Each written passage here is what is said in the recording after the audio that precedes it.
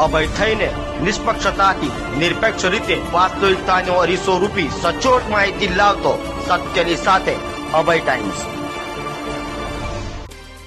સુરતમાં વકરી રહેલી વાહન ચોરીની ઘટના વચ્ચે કાપોદ્રા પોલીસે EFIR અંતર્ગત દાખલ થયેલ વાહન ચોરીના ગુનાનો ભેદ ઉકેલી કાઢી રીડા વાહન ચોરને ચોરીની બાઇક સાથે ઝડપી પાડ્યો હતો।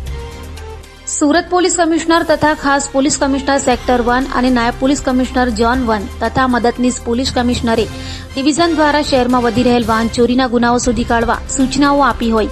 જેની રે કાપોદ્રા પોલીસ મથકના PIMD અવસરા તથા સેકન્ડ PIMR સોલંકી અને સર્વેલન્સ સ્ટાફના PSI MD વાઘેલા દ્વારા વાહન ચોરીની ઘટનાઓમાં વાહન ચોરોને ઝડપી પાડવા ચોરાયેલા વાહનો કબજે કરવા અપાયેલા આદેશને લઈ અનાર્મ પોલીસ કોન્સ્ટેબલ વિપુલસિંહ પાંચાભાઈ તથા જય શૈલેષભાઈનાઓએ કાપોદ્રા વિસ્તારમાં ગાયત્રી 3 રસ્તા પાસેથી ચોરીના બાઇક સાથે રીડા વાહન ચોર એવા મૂળ જૂનાગઢનો અને હાલ પુણા ગામ ખાતે રહેતા કલ્પેશ વેકરિયાને ઝડપી પાડ્યો હતો અને તેની પાસેથી ચોરાયેલી બાઇકની તપાસ કરતા EFIRમાં નોંધાયેલી બાઇક હોવાનું સામે આવ્યું હતું। હાલ તો કાપોદ્રા પોલીસે રીડાની વધુ પૂછપરછ હાથ ધરી છે।